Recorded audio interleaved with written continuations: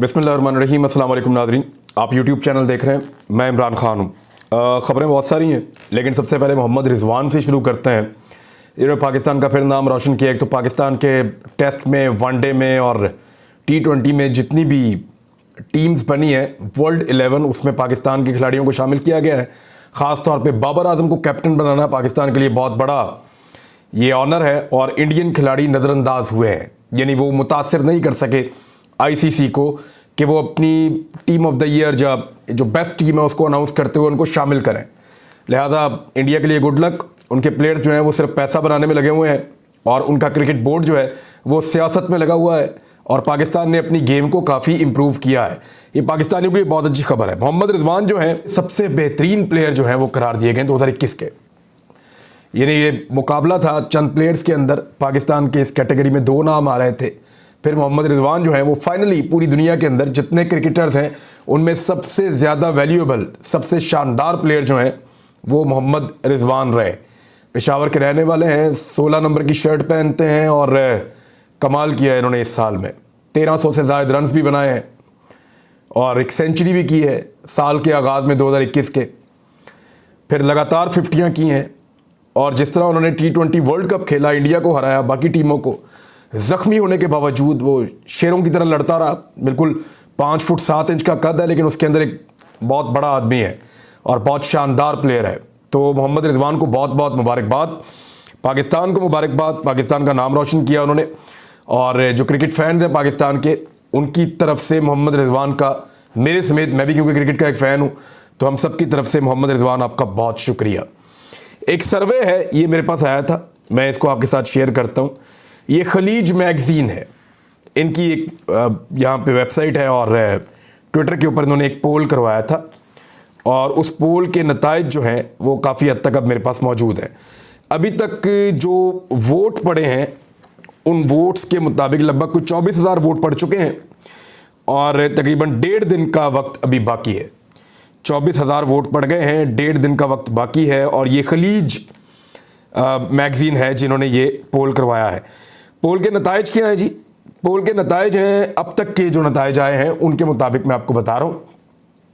आप ट्विटर पे जाके जब वोट करेंगे तो नतीजा आपके सामने आ जाएगा।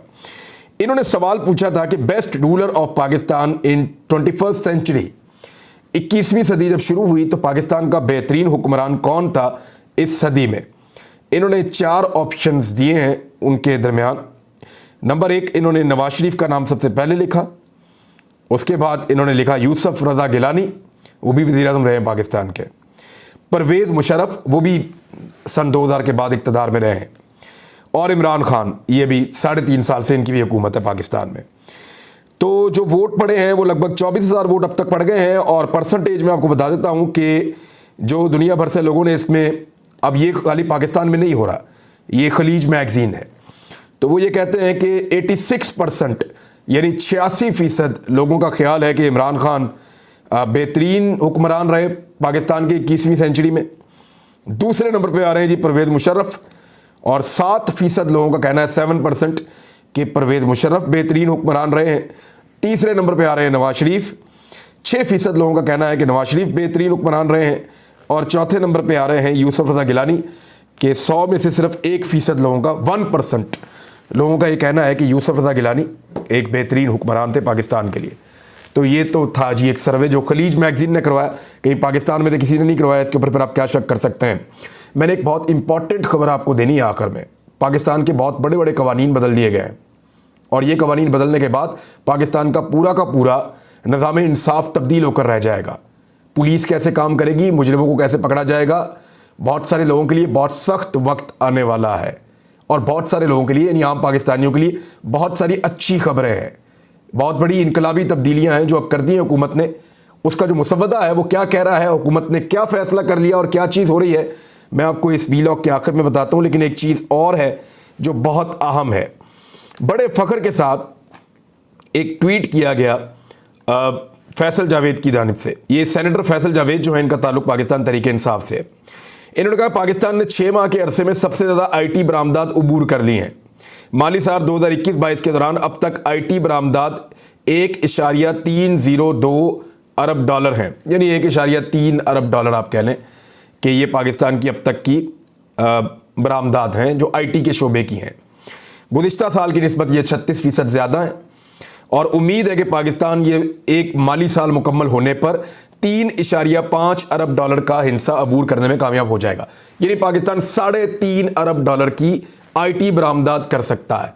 ये बहुत बड़ी कामयाबी बताई जा रही है। अब मैं आपको बताता हूं कि इंडिया ने सन 2021 में कितने अरब डॉलर्स की आईटी बरामदात की हैं, पता है आपको? ये खबर है मेरे पास। मैं क्योंकि जब पाकिस्तान के बारे में मैंने ये पढ़ा, मैंने कहा देखते हैं इंडिया क्या कर रहा है। इंडिया पाकिस्तान से बड़ा तो है, लेकिन पाकिस्तान के पास भी अपॉर्चुनिटीज़ वही हैं जो इंडिया के पास हैं।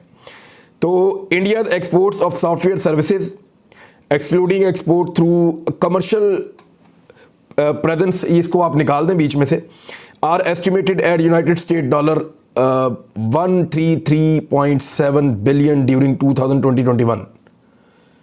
133.7 अरब डॉलर्स, 133.7 अरब डॉलर्स ये इंडिया की एक साल की आईटी बरामदात हैं। 133.7 अरब डॉलर।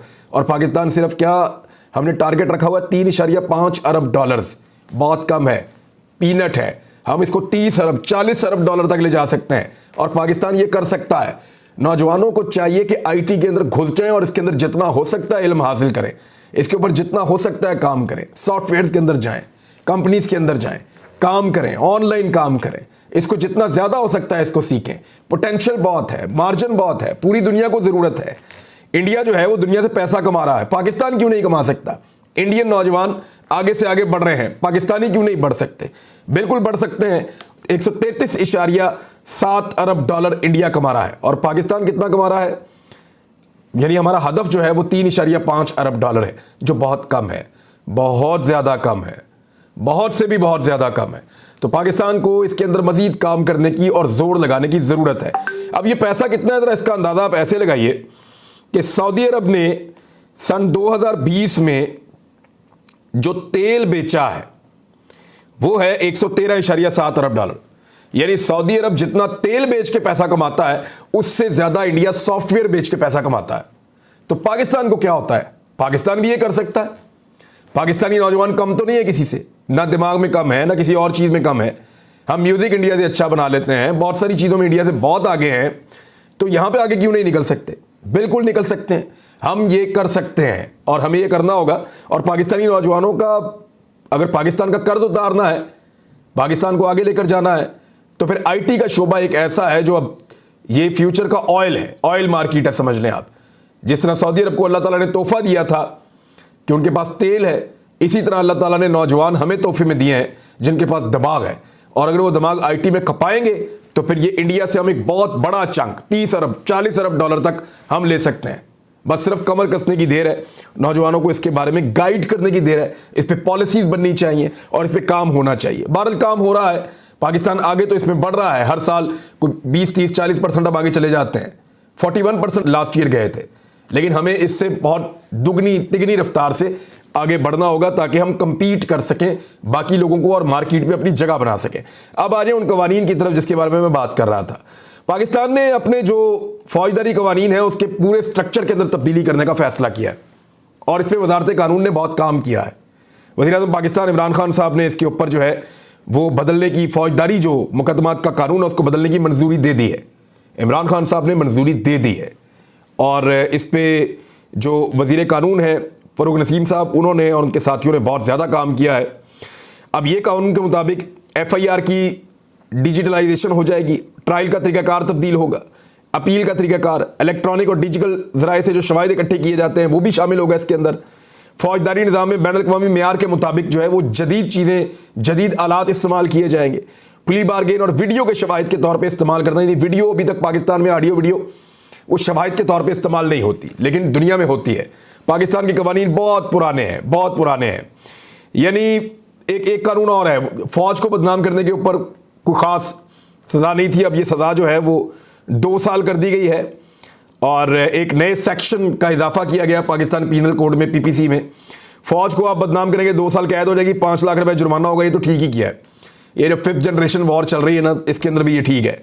वफाकी हुकूमत का कहना है कि हुकूमत ने अमेरिका और बरतानिया तर्ज का आज़ाद प्रोसिक्यूशन सर्विस का नया कानून लाने का भी फैसला कर लिया है, जो इसमें शामिल है। फौजदारी कवानीन में तब्दीली से पुलिस और अदालती निज़ाम में इनकलाबी तब्दीलियाँ आने वाली हैं। तब्दीलियाँ क्या हैं, ज़रा ये देख लें। 600 से ज़्यादा नकात और 600 से ज़्यादा तरामीम है जो पाकिस्तान के फौजदारी कवानीन के अंदर की जा रही। फौजदारी कानून कौन सा होता है? जिसके अंदर जराइम शामिल होते हैं। नॉर्मली जो जराइम होते हैं, जो थाने, पुलिस, कचहरी, जिसके अंदर ये सारे वो कवानीन हैं, इनके अंदर तब्दीलियाँ की जा रही हैं।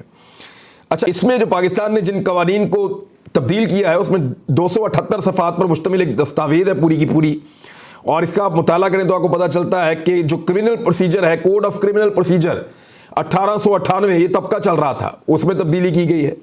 पाकिस्तान पीनल कोड 1860 ये तब से चल रहा था, उसमें तरामीम की गई हैं। कानून शहादत 1984 उसमें तब्दीलियाँ की गई हैं।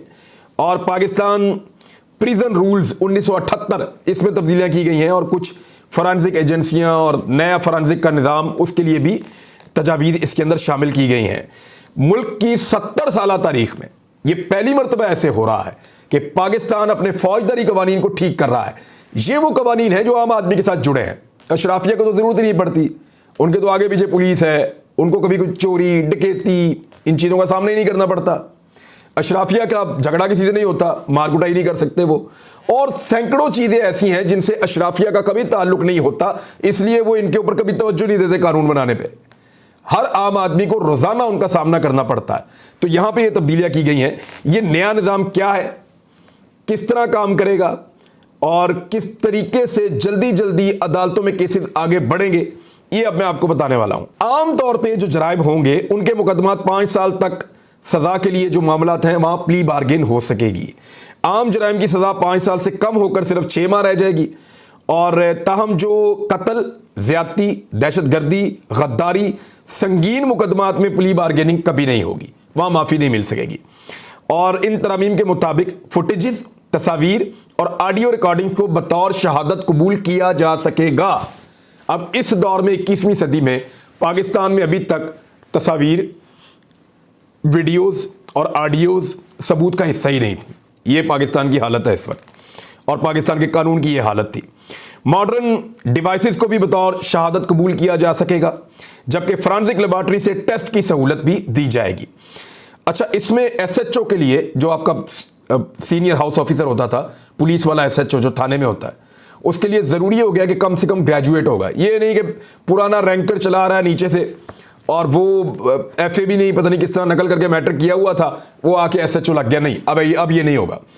ग्रेजुएट होगा कम से कम जो SHO लगेगा, और कम से कम रैंक उसका सब इंस्पेक्टर का होगा, तभी वो आएगा। ख़वातीन की गिरफ्तारी के लिए कोई सूरत नहीं होगी कि मर्द खातून को हाथ लगा सके। ख़वातीन होंगी तो ख़वातीन को गिरफ्तार किया जाएगा। हाँ, कुछ कंडीशन में आपको इजाज़त होती है, जब जान का ख़तरा हो किसी की या कुछ इस तरह की सूरत हाल पैदा हो जाए तो वहाँ पे रियायत दी जा सकती है। अच्छा, शनाख्ती दस्तावेज़ात ब्लॉक, यानी जो मुजरिम होंगे, जो इश्तिहारी हो जाएंगे, उनके खिलाफ रियासत के पास अब ये इख्तियार हासिल होगा कि प्रॉपर्टी के साथ साथ उसका शनाख्ती कार्ड, उसका पासपोर्ट, उसके बैंक अकाउंट्स और उसके जो बैंक कार्ड, जो क्रेडिट कार्ड, वो सारे ब्लॉक किए जा सकेंगे। अच्छा, जो रेप केसेस हैं उनमें DNA टेस्ट लाजमी करार दे दिया गया है। ये 72 घंटों के अंदर हो जाता है। ग्रेड 19 का अफसर इस मामले को हैंडल करेगा। बच्चों और ख़वातीन को शामिल तफ्तीश अब नहीं किया जा सकेगा, यानी जो 15 साल से छोटे लड़के लड़कियां हैं उनको थाने नहीं बुलाया जा सकता अब, या जो 65 साल से ऊपर की खातून है उनको भी थाने में नहीं बुलाया जा सकता। अगर इनकी तफ्तीश करनी है तो घर जाके करनी है, यानी इन लोगों से अगर कोई सवाल जवाब करना है या इनसे तफ्तीश करनी है, 65 साल से ऊपर खातून या 15 साल से छोटे जो कम उम्र बच्चा या बच्ची, उनसे तफ्तीश ज़रूरी है तो उनकी रिहाइश गाह पर जाके तफ्तीश की जाएगी, थाने नहीं बुलवाया जाएगा। लफ्ज़ पागल को बदल दिया है ज़हनी खराबी से, ये भी एक बेहतर चीज़ है। अच्छा, बरीयत और झूठे केसेस पर हर्जाना, अब जज साहब के पास अब ये इख्तियार हो जाएगा आइंदा, यानी नई तरामीम में 245 एक सेक्शन है उसका इजाफा किया गया है। जज के पास ये इख्तियार आ गया है कि अगर कोई पार्टी गलत केस करती है और जज साहब फैसला दे देते हैं दूसरी पार्टी के हक में, तो वो उस पार्टी से सवाल उठा सकते हैं कि तुमने ये केस क्यों किया, इसकी वजूहात बयान करो, और फिर उस पार्टी के ऊपर जिसने झूठा केस किया है उल्टा उसके ऊपर केस हो सकता है उसी अदालत के थ्रू। अब ये भी इख्तियारात आ जाएंगे। 9 माह में केस की समाअत मुकम्मल की जाएगी। और ये सेक्शन 265 पी के तहत अदालतों को किसी भी केस की समाअत 9 महीने में मुकम्मल करनी पड़ेगी। नहीं कर पाएंगे तो हाई कोर्ट को रिटर्न में जवाब देना पड़ेगा कि हम क्यों नहीं कर पाए, और हाई कोर्ट फिर नई तारीख देंगे कि इतने दिनों के अंदर अंदर ये फैसला करके दें। ये जो केसेस लटके रहते थे ना, 2-2 साल, 10-10 साल, 20-20 साल, दादे का केस पोता लड़ रहा है, नहीं, अब 9 महीने के अंदर अंदर हर केस का फैसला होगा। और अगर नहीं हुआ फैसला तो फिर हाई कोर्ट को लिखकर बताना पड़ेगा कि क्यों नहीं हो पाया, और हाई कोर्ट फिर उसके बाद तारीख देगी, उस तारीख के अंदर अंदर वो करना पड़ेगा। समाअत जब भी किसी केस की मुकम्मल होगी 1 महीने के अंदर अंदर हर हाल में उसका फैसला सुनाया जाएगा। ये सेक्शन 366 इसके अंदर ऐड किया गया है। पुलिस के लिए फंड्स जारी किए जाएंगे, उनको बढ़ाया जाएगा इन्वेस्टिगेशन के लिए, उनके दफ्तर के लिए, स्टेशनरी के लिए। ये सारे पैसे जो है वो लोगों की जेबों में से पुलिस वाले निकालते थे, और वो भी क्या करें, अपनी जेब से तो नहीं डाल सकते थे, हुकूमत देती नहीं है पैसा, तो अब उनके बकायदा फंड्स जारी किए जाएंगे और ये सारी चीजें और जदीद आलात और कंप्यूटर इनको फ्राहम किए जाएंगे। खातून का पीछा करने पर सजा, ये दफा 354B का इजाफा किया गया पाकिस्तान पीनल कोड में, पीपीसी के अंदर, पहले ये नहीं थी। ये क्या है जी कि अगर किसी खातून का पीछा किया जाए, सिर्फ सड़क के ऊपर नहीं, अगर आप इंटरनेट पे किसी खातून का पीछा कर रहे हैं और वो साबित कर देती है कि आप उसके पीछे पड़े हुए हैं या आप उसको हरास कर रहे हैं, तो फिर उसके बाद आपको पहली मर्तबा जब आएगा तो पुलिस वार्निंग देगी। जब दूसरी शिकायत आएगी तो पुलिस 3 महीने और 1 लाख रुपए तक जुर्माना दे सकती है, और अगर तीसरी बार ऐसा किया गया या बार बार ऐसा किया गया तो 1 साल की कैद और 5 लाख रुपए जुर्माना हो सकता है। अब ये सिर्फ पैदल और किसी औरत या लड़की के पीछे जाने पर नहीं होगा, ये इंटरनेट के ऊपर भी जो दबे पांव लोग पीछे पीछे जाते हैं, हरास करते हैं, ये उनके खिलाफ भी ये मामला चलेगा। चोरों और नौसरबाजों की सजाओं में इजाफा हो जाए। जो 420 की सजा है वो पहले कम हुआ करती थी और वो बढ़ाकर 10 साल करने की तजवीज़ है इसके अंदर, और सेक्शन 379 में 3 साल की सजा को बढ़ाकर जो फ्रॉड है उसकी 5 साल तक करना, धोखाधड़ी की सजा जो है वो 5 साल तक करने की तजवीज़ है इसके अंदर। जो मुनज़्ज़म तौर पे जो लोग फसाद फैलाते हैं और शरारत करते हैं, इस पे 10 साल की सज़ा। ये पीपीसी की दफ़ा 427 में पहले क्या होता था, 50 रुपए का नुकसान करने पर सज़ा रखी, अमलाक को नुकसान पहुंचाया, फसाद फैलाया, तो 50 रुपए जो है वो अब इतनी पुरानी ये बात है कि जब 50 रुपए बहुत बड़े होते थे, तो अब जो है वो उसको तब्दील कर दिया गया है और वो बढ़ा के उसकी रकम भी ज़्यादा कर दी गई है, रकम बढ़ा के 1000 कर दी गई है। और फिर असलहा और आग लगाने पे सेक्शन 435 फसाद करने वाले को कम से कम 2 साल की सज़ा हो जाएगी। ख़वातीन पर मज़ालिम जो हैं उनके खिलाफ बड़ा सख्त इसके अंदर एक्शन है, और बहुत सारी चीज़ें आपको डिटेल में बताऊंगा मैं फिर कभी। लेकिन ये कानून बदलने से लोगों को जल्दी इंसाफ मिलना शुरू होगा और बेहतर इंसाफ मिलना शुरू होगा। 70 साल में किसी ने इस पर तवज्जो नहीं दी। अब तक के लिए इतना ही। अपना ख्याल रखिएगा, अपने इस चैनल का भी। अल्लाह हाफ़िज़।